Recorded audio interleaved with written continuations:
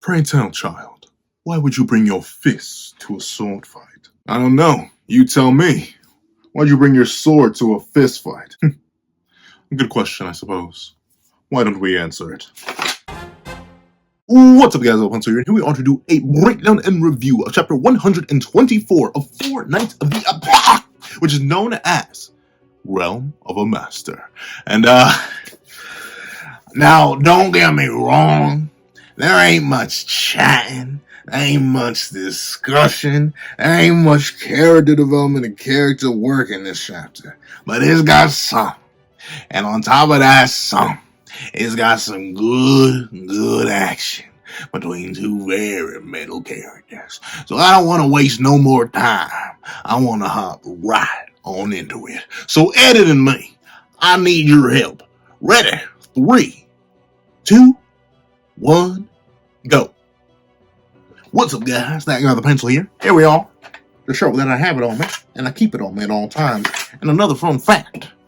Nashi has it on and keeps it on at all times. And another fun fact. Lance is going to need a new weapon. Well, he's been needing a new weapon, but he's going to need a newer weapon because the Nashi, he was a little bit of a mean-spirited guy. But we got a lot to talk about. But do we really? I don't know. Let's find out. So, opening page, I want to cover this real quick. Now, ain't this a trio right here? When you look at that, 3 characters who we all thought would be protagonists in some way, shape, or form. And were once protagonists in some way, shape, or form. We got Nashi, who admittedly, I wouldn't say made many appearances in the original series. I don't even remember him really very specifically serving under Arthur that much. I remember seeing him in lead up to the second Vizel Fighting Festival, which was held by Joel and Glock. I remember them there. I remember him saving some people of Camelot, and I remember, I believe, an after chapter thing of it being revealed that he was a goddess that tore off 4 of his wings, which alludes to the fact that he may have been an Archangel, which may or may not be confirmed by this chapter. I don't think it's confirmed legally by this chapter. But yeah, a lot of people assumed he would definitely end up being a protagonist that we would see more of in Four Knights.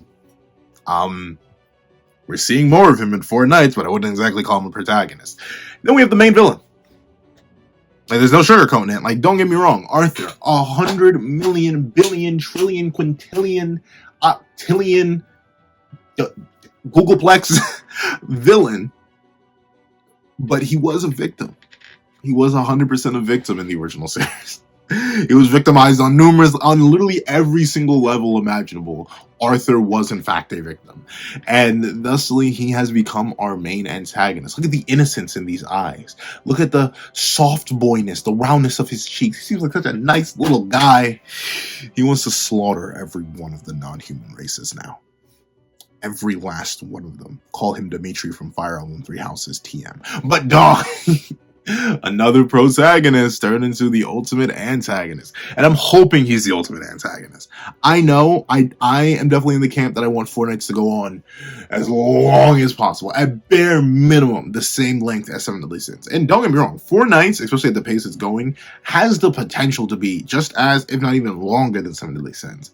But I understand why a lot of people would have an issue with if Arthur is our real final antagonist, because we've seen a lot of them already. We saw him before the hundreds. We've seen him fight before the hundreds. And him just lingering in the background is going to start making less and less sense the more and more progress that our heroes make. So I'm very interested to see how Nakaba plays that game. But I hope he doesn't Kaguya us. I hope he doesn't Black Zetsu us. I hope he doesn't extend with some artificial external thing. I hope he doesn't. But of course, the final, I say least protagonist out of this trio, or least expected protagonist. I guess people expect him to do something, but not a lot. Kath.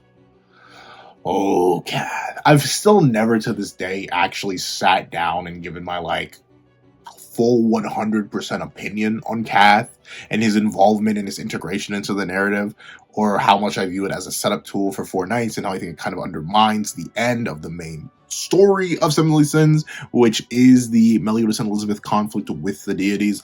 But once again, that's a video for another time, and I'm still planning a massive Seven Deadly Sins retrospective series where I plan to go over all that more in depth. So look at that another date, but obviously he was our final antagonist. Like, There's no ifs, ands, or buts about it. This little round fella here became the ultimate villain at the very end. So, pretty impressive for Broski. Really a solid power trio right here. One of the strongest trios in the verse. Not at this point. I'd say Mel would low diff him, Mel would low diff him, Mel would negative diff him. But like at their peaks of power, Chaos Arthur, Chaos Cat, what we see from the Nashi in this chapter, who knows? Maybe they're just like that. But obviously, let's stop talking about the past. Let's enter chapter 124, Realm of a Master. So we open up and we do get to see that Lance, he's bouncing back and forth. He's like, whoo, ha, whoo, I'm going to punch you in the jaw. And we see that Lance is very specifically, for all my fighters out there, you know he's going left-handed. He got that left thing winding up. He about to slobber knock Nashi. He said he ain't got a weapon, but he's got two registered ones right there on the end of his arms. He's going to swing at him. But I do love the lightness of Lancelot here. Once again, Lancelot is a character who I'd say is it fair to say we've never seen him pressed? Like, ever?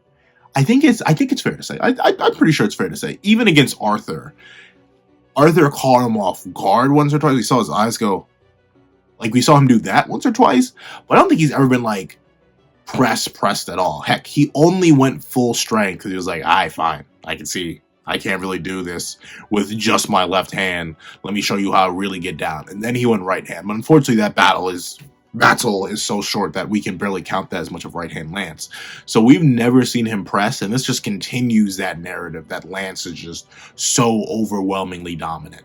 Which, I mean, won't hear me complain about it, you know. I'm a Lancelot fan 451, so like, you ain't gonna hear me complain. But of course, he's hopping back and forth. He's tippity-tapping, tappity-tipping. And we see his opponent. Enough time has passed. And he's ready for it. And I do love the difference in these styles, right? Lance, young, loose, flowing, bouncing, ready to get engaged, but still locked in. You can tell with the lack of a smile, the focus, the lock in on his eyes. But Nashi, while Lance is a picture of motion, constantly moving forward, this constant high energy movement, Nashi, razor still, focused, locked in, looking dead head on. He's ready for anything and everything. Bro's got the hand hovering above the blade. He's ready for it. He's ready to get active, but he's not getting active immediately, showing the restraint, the level of mastery that would come from literal millennia of living experience. Which goes to show, once again, the demon thing kind of sucks, dog. How do fairies live forever? How do giants live forever? But demons die at 1,000. Dog. Nanashi's been around for at least 3,000 years. And we know he's been around, because bro, he abandoned the goddess clan. So he wasn't sealed away. Bro's just been living, chilling. And he looks no worse for wear. He still looks like he's pretty much in the prime of his life. If he's not in the prime of his life, and not just an appearance-based thing. So I don't know. The Demon Clan for clowning on the humans being, oh, they're such short-lived little insect. Dog. You live for like a fraction of what every other race lives. Fairies live forever. That may be a Gerhardt, I think, though, because she's a royal fairy. Maybe the royal fairies are different. We don't really see any common fairies live for thousands of years, but Gerhardt has been around 3,000 inverse. We don't have many examples of giants, though.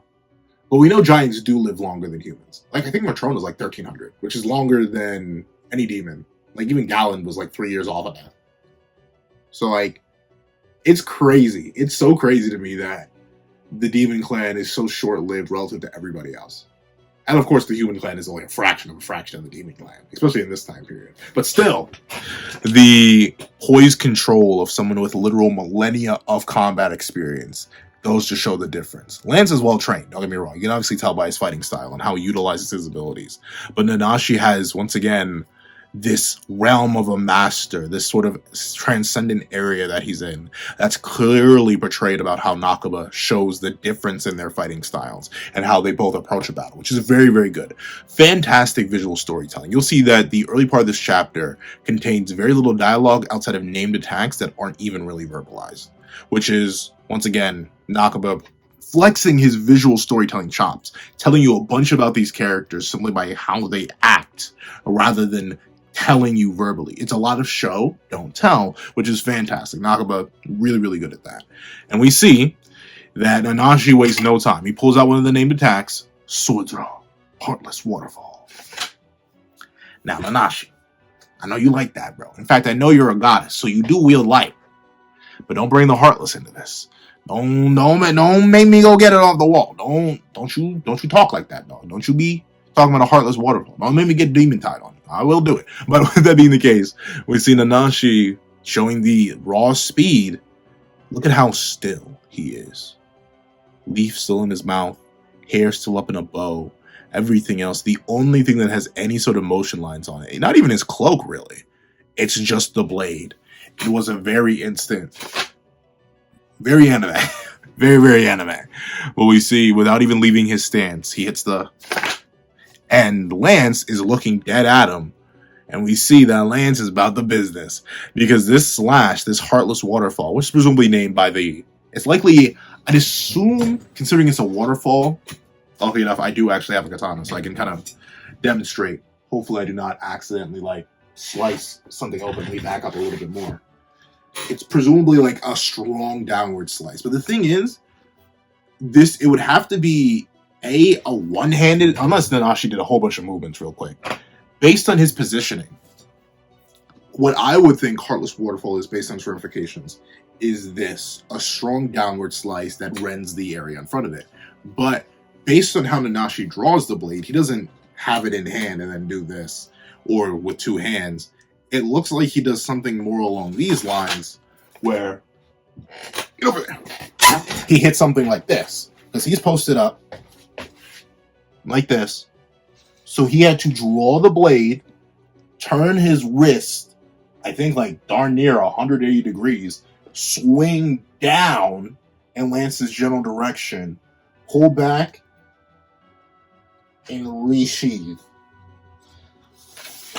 All in an instant, which is a testament to his swordsmanship and the general level of skill he's at, and the raw speed and power, obviously.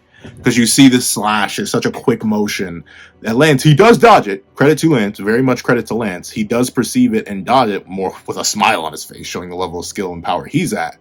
But this instant gouge is very impressive. And remember, this isn't just anything he's gouging. He's not just cutting the ground. If you're anybody in the Seven Deadly Sins universe, you can cut the ground. I mean, you put me in the Seven Deadly Sins universe, and I can probably cut the ground. This is the behemoth. The big old B. Remember, the behemoth was such a powerful creature when conscious. Maybe it gets a massive nerf when it's... Maybe it does get a massive nerf when that happens. But this creature was already capable of, like, scaring Zeldris to the point where he didn't want to deal with it himself. He needed Percy to come in and be the savior.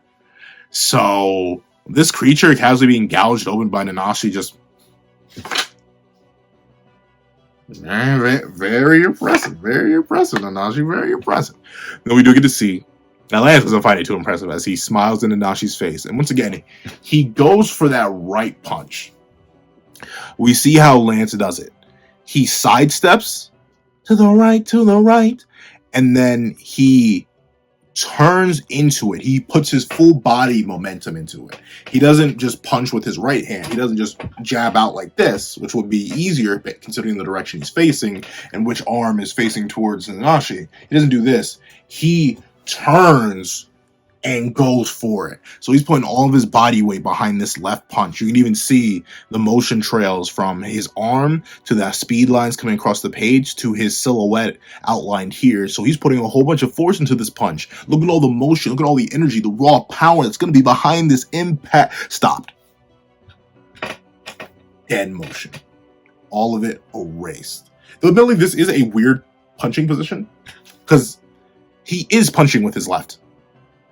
So, like, you would think for Nashi to guard like this, like, his arm is here, which I guess is possible? I don't know. It feels like Lance's hand should be the other way, right?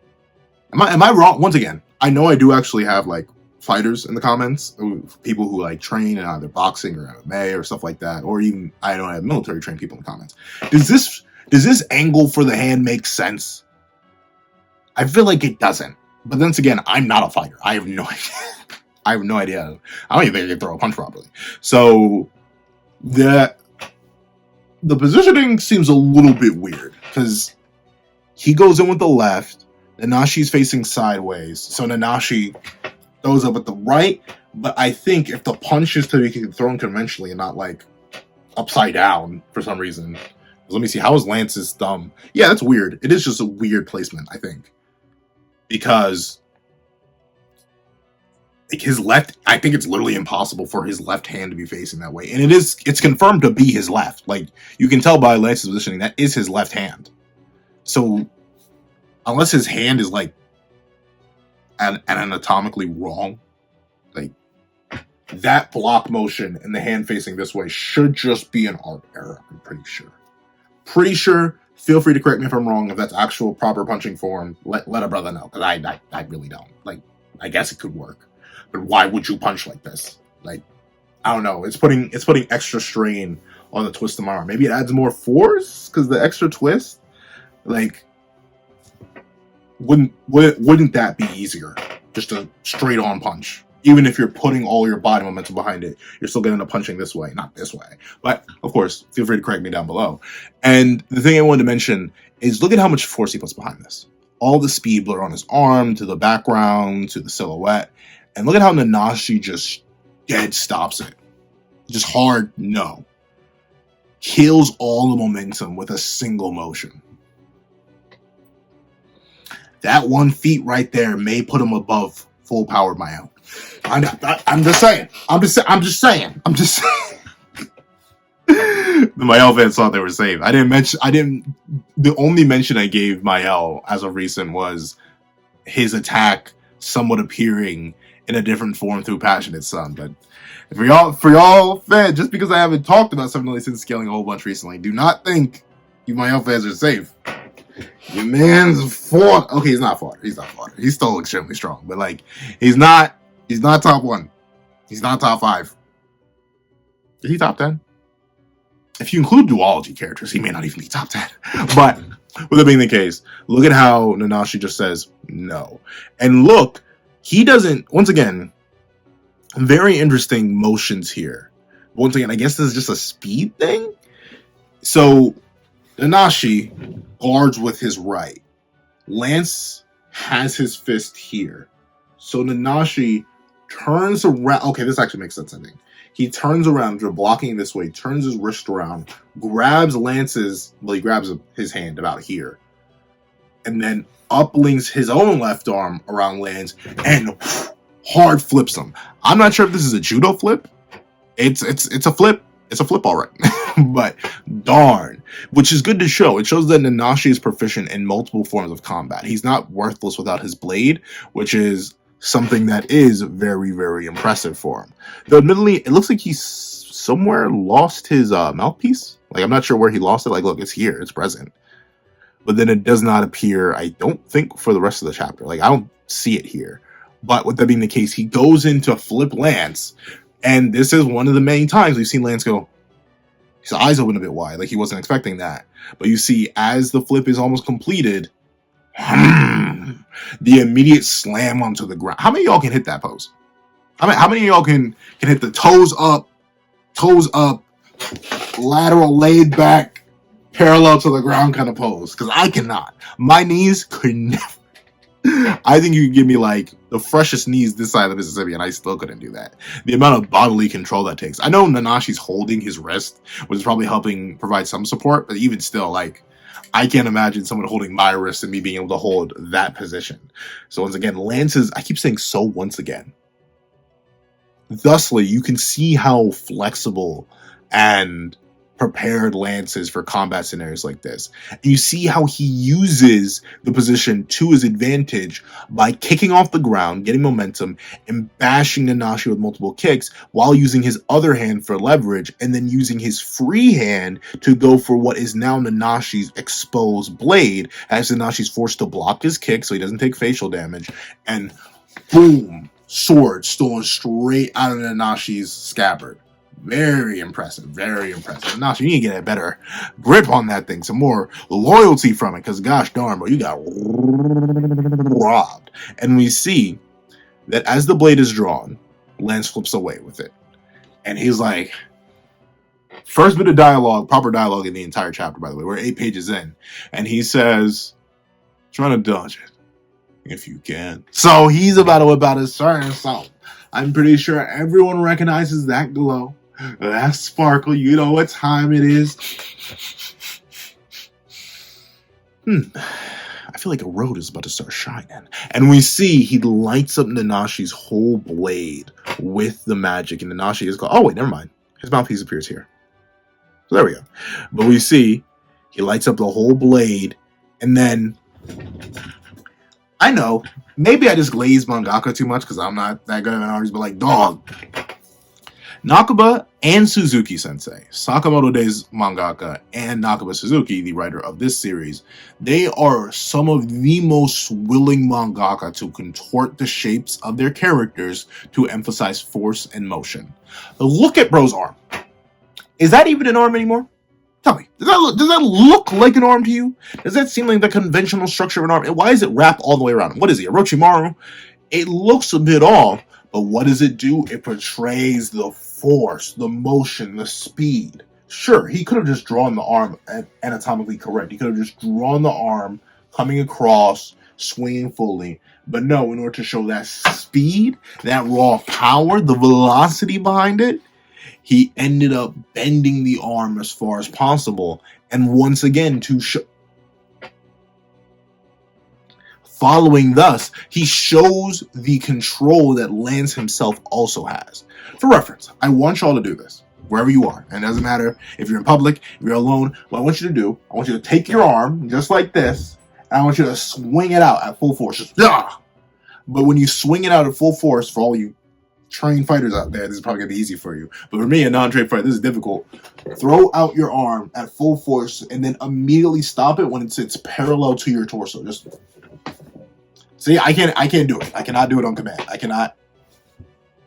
My arm, my hand, it still shakes. But you see Lance, he has such control over his body that upon flicking it out with his left hand, all the motion stills and all the power that was stored within Nanashi's blade bursts free into Shining Road. But I want you to pay attention. Look at the distance between these two gentlemen right here. It ain't that big, nor is it that beefy. I'm gonna put pause on that one. For once, y'all don't need to get me on that. I'm gonna put pause on that one. Jeez, but we see the Shining Road goes, and we get a pretty interesting statement from Nanashi here. Nanashi, an extremely powerful warrior, a Archangel tier threat, as affirmed in this series and possibly hinted at in the original series by the Four Wings. An Archangel tier threat, upon simply seeing a suppressed Shining Road, is like, no dodging that. So, that means that Nanashi, just off glance, right? Just off looking at it, is like, yeah, I can't dodge that, bro. So that's crazy. That's crazy that he genuinely believes there's no way he can dodge it. Now, don't get me wrong. And here's the thing, right? I can't tell if this is just like inking or me reading too deep into it, but that looks emphasized, which implies that Nanashi may have seen this technique before. Can't dodge that? Interesting. And I want you to remember something. For those who have not read the original series and are just reading Four Knights, or in those who have read the original series and may have forgotten, goddesses have a light resistance. It is a built-in Nyan immunity. It's mentioned to be almost an immunity because remember, Estarossa, who was changed down to the biological level to be recognized as a demon, had light immunity. And Tarmiel and Sariel, upon realizing this, after Estarossa turns back into Mael, is like, oh, that's why our light attacks weren't doing anything to him, because he's literally a goddess. And we know Nanashi is still biologically a goddess, unlike characters like Tarmiel and Sariel, or even Ludisho, who incarnated goddess-like powers and graces into human form. Nanashi is just a goddess who cut off his wings and refuses to heal them. So Nanashi does have an innate light resistance, and we know as early as Shining Road's first named appearance, It's described as a light attack. That's what Fiddish calls it. Sleipnir, get away from that light! So, watch this. Nanashi, he says, and if not, I must weather it. So, Nanashi goes to tank Shining Road head on. The absolute Chad that he is. He's just like, fine. I'll hold that head to head. He locks in, digs his toes into the ground, and is like, let's do this. And we see that once again, Lance has a moment where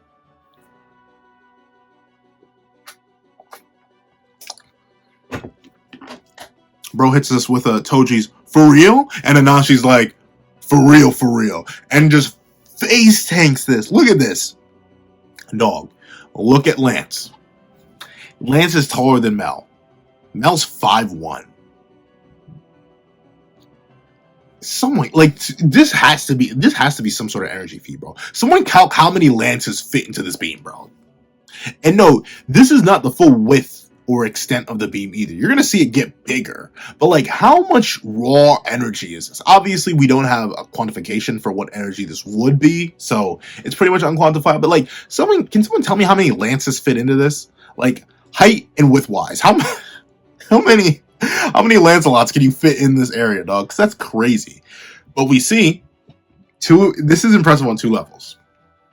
One, it's impressive that Lance, a non-goddess, is able to seemingly override the goddess's light resistance. Now, maybe you could argue Lance's light is different, and thusly goddesses only have very specific resistance to things like arc magic, very specific light particle manipulation. But if you don't want to argue that, ironically enough, it's crazy either way. Either Lancelot harms somebody with a light-based attack when they're supposed to have a high light resistance, if not a flat-out light immunity, which you can see here, which is crazy for Lance, which puts him above characters like the Archangels who couldn't harm a goddess while using their light powers. Or you argue Nanashi has no resistance to this, and he just casually tanks a Shining Road. What? Either way, it's crazy for both characters. Very impressive for Nanashi to face tank something of this caliber, especially considering the kind of weapon it's coming from. You may be wondering, what do you mean by that? But you'll see in a second. We see Nanashi, he locks in, he goes, ugh, yeah, it burns. But he does not care too much as he sees that Lance is getting hit by it too.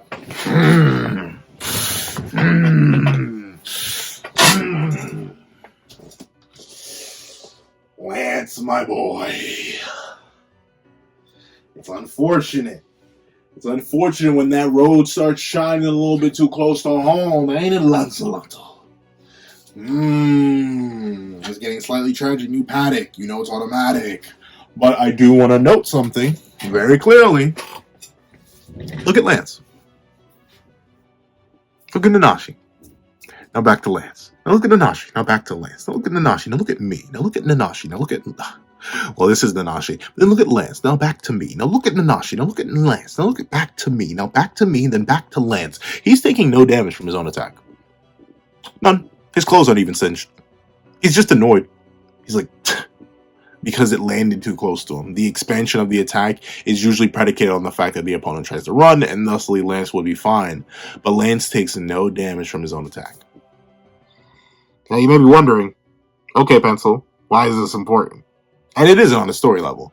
But for me, it is beautiful, because it shows that characters in Seven Deadly Sins, AP scales to their durability. This is Lance's attack. Presumably stronger than any of his punches or kicks, while being amplified massively by what may be, as you can see here, the sword ain't breaking, even while under the pressure of Shining Road, may be a nigh on sacred treasure tier weapon. And we know basic weapons, when infused with magic, give you a 10 times amp.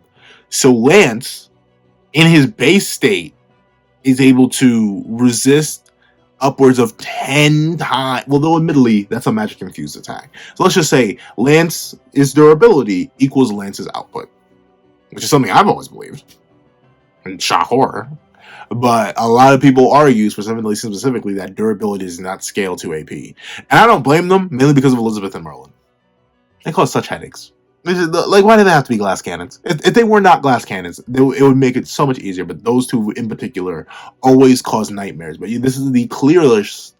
Where did my English go? This is one of the clearest examples of AP and durability being equal, because Lance takes absolutely no damage. But speaking of equality and taking little to no damage, look at Nashi, bro. He reaches through the heavenly light and grabs Lance, who is shocked to see Nashi approaching him. He opens one eye, and then Nashi's like, hold on, bro. You ain't wielding that right, buddy. Give me that bag right here. And he takes the grip right back, and boom, he flings the sword down. But hey, I wonder what's something's supposed to happen to weapons after they get Shining Road used on them. I wonder what. Oh wow! Nashi has a Sacred Treasures tier sword because it doesn't break. We've seen weapons of all different calibers break from Shining Road. We saw Donnie's dagger, which admittedly wasn't anything special. We saw a random full-length broadsword on the ground that Lance picked up to use on Arthur. That broke. We saw Carwanon. That broke. Admittedly, the tip of Carwanon. This is the first weapon in the entire series that we've seen properly survive a Shining Road post-usage. So Nashi, and the reason you may be wondering, why does that matter? Well, in the intro, I mentioned how Lance brought his fists to a sword fight. Remember, in Seven Deadly Sins, it's not like other series where a weapon is just nice to have unless it has a specific technique imbued into it. Look at you, Jujutsu Kaisen. In Seven Deadly Sins, simply having a weapon makes you way stronger than what you are without. Meliodas with a twig is much stronger than Meliodas with nothing. Meliodas with Dragon Handle is much, much stronger than Meliodas with nothing. And so on, and so on, and so on. So the fact that Nanashi's wielding a blade that can withstand Shining Road and Lance is still casually dodging everything, bro may have a Sacred Treasure amp and is still unable to properly tag Lance. Lance may just be him. Or maybe he always was him, and those who are in denial need to realize his himithiness. However, we do get to see that this fling does not come down lightly, as two slashes are immediately thrown from Nanashi's blade, but Lance is like, no, do you know who I am? These things are not hitting me. And he casually weaves between them. And we see the slash that comes from Nanashi's attack, but not yet, as we see Nashi. Ain't he looking fine as wine? Bro looks scrumdiddlyumptious. As we can see, his little mouthpiece is gone. But bro, let his hair down. Bro looks scrumdiddlyumptious. You can even see he's already healed. He was cooking. He was cooking just a teeny tiny little bit. But bro has already healed. That's full. No damage at all. No damage at all. Which goes to, don't get me wrong, I don't think anyone really believes otherwise, but I've seen fringe arguments here or there. Goddess Clan regeneration is clearly the best. Clearly, he's not empowered by no grace. He's not empowered by, it's just all him, bro. And he casually healed off that damage and is now back to normal. The only thing he lost was his mouthpiece, his bow, and some pieces of his clothes. But he himself, untouched, after just healing just like that. And we know this is specifically healing, not Lance taking away, or no. This is specifically healing, not anything else, like him taking no damage and just being fine. Because Lance specifically notes on the next page, oh, sweet mother of mercy, y'all. Why do I have to do this? From near end to back to full health, the Goddess Clan sure is a handful. Which is true. It's true. Like, if the Goddesses had more raw power, they'd be unstoppable.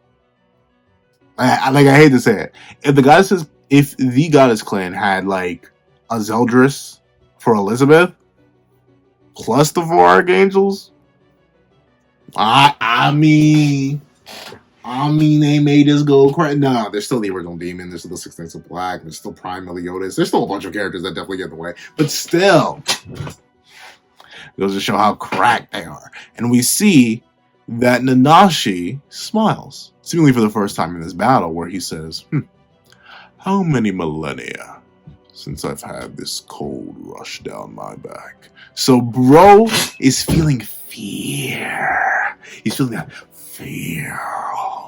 Scarecrow's got to him. He's got that fear toxin pumping through his veins right now because Lancelot's just that Himothy, dog. It's a good day to be a Lance fan. Then again, unless it's like, I was about to say, what is it? Not a good day to be a Lance fan. Anytime Guinevere's on screen. Horrible day to be a Lance fan. You do not want to be a Lance fan. Guinevere's on screen. Oh, sweet Mother Mercy, you do not want to be a Lance fan then. But outside of the rare instance where you do not want to be a Lance fan, man, Lance always be cooking, dog. He's making this multi-millennia, likely 3,000 plus year old goddess who tore his wings off and is supposedly Archangel, and one above, Archangel tier, be like, hey, yo, bro, I ain't gonna lie, you the first time I felt fear for 1,000 years, bro. That's crazy. That's crazy. That's on some very massive spoilers for another popular series type beat. If you know, you know. However, we do get to see, and then Lance decides, okay, you clearly aren't a threat to me. Fine. You may be able to eat Shining Road, but it was kind of foolish of me to use a light-based attack on a goddess. No, why even bother with this? And we see Nashi is like, hey, I ain't trying to get executed. I gotta see this new world for myself, so hopefully Arthur will get me an apartment with all the fake goddesses. Like, I don't know. He's disillusioned with the goddess clan, though, so he probably doesn't care about getting them back, but still, that's crazy. We see that he uses so many techniques in this chapter. He uses lower stance, sleet of kindness, and he swings across the ground. Notably, there are multiple slashes here, but Lance casually dodges. He pulls out the bow and he's like, hey, you never took center stage before, no? Not in the Holy War 16 years ago, nor the one 3,000 years ago. What's up with that? And we see that Nashi explains. I went into hiding when I served my previous master. The gods pitted us in it. I read that so wrong. The gods pitted us against each other in a pointless battle. I lost hope. Interesting, though. Interesting. I will say what I said in the live reaction, which you can go check it out on the Patreon for as low as $1 a month. Or you can member the channel to check it out for as low as $3 a month. But I'll admit it's a little cuckoo bonkers that the Nashi goes from one thing to another, as Lance clearly points out. Hey, isn't that what war is usually? Besides, your current boss is just pursuing the same pointless war. So we see Lance fires off the magically enchanted arrows, which should have an amp to them because they're magically infused, but Nashi low diffs them all. Very, very impressive. Obviously, Lance likely didn't use all of his power here, but still, very impressive that Nashi just had to. And we see that Lance asked the logical question here. Dude, you do realize that Arthur's just doing what your deity wanted to do, but like 2 times worse, right? And by 2 times, I mean like 4 times, because they don't want to just wipe out the demon clan. They want to wipe out every other clan. No, are you okay in the head? And we see that another named attack, Winter Wind of Truth. I'm sorry, Lance fans. He just low diff Lance to change the entire course of the series and absolutely, but it does nothing. Except, we must hold a funeral for my main man, my boy. The chatty's Chad never Chad. As the Nashi says, I told you, see for myself. The bow's broken. Gosh darn it, Nakaba, did you do that because you just didn't like drawing it? Don't get me wrong, that thing looks like a nightmare to draw, but come on, Nakaba. The bow is so cool. And is he just gonna do fisticuffs from now on? He needs a weapon. Give the man some. He couldn't even have a sword. He couldn't have a bow. And oh man. But we see that Lance is pretty disappointed that this has happened. He's like, fine. You broke one of my prized possessions. I'm gonna break you. I don't know what you're looking to say, but if you want it that bad, I'll fight for real, yeah? And he activates all his juice. Every last bit of the juice. And that is where the chapter ends off. So, There's some interesting character work in this chapter, mainly from the Nashi side. The hypocrisy of the wars they're fighting while using their respective elements, which are opposites. Woo! Some quality writing, some good stuff. And I'm very interested to see the rest of this fight in the future, now that Lance has finally had a reason to go all out. However, I think this is a W chapter. But please tell me what you guys think in the comment section down below. If you made it all the way to the end of the video, leave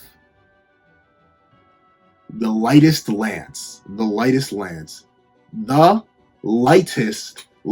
the comment section down below. Thank you guys so much for watching. Please remember to leave a like, share, comment, and subscribe. And make sure you hit that little notification bell so you don't miss out on any videos that come to the channel. Also, I do have a Patreon down below. We support for as low as $1 a month. Get these links, exclusive videos, early content, and more. You also now become a member of the channel for as low as $3 a month to get the same perks and more. Some of those perks include the live reaction that is 35 minutes, I believe, to this very chapter. Now, thank you guys so much for watching once again, and I hope you guys have a wonderful day. This is Zach on the Pencil, writing off. I'd like to give a thank you to our $3 members for Connor Plays, Red Wolf 4765, and Burp Skills. I'd like to give another very big thank you to our $5 patrons, Sean, Midnight Gemlord, Kevin, and Demex LND. And I'd like to give a fat, hefty thank you to our $10 patrons, Robbie Uchiha, Joaquin, and Idemokami. And I'd like to give another hefty thank you to our $25 member, Alex Ice Rose. And another big fat scrumdiddlyumptious thank you to our $25 patrons, Igneel and Calvin Elder.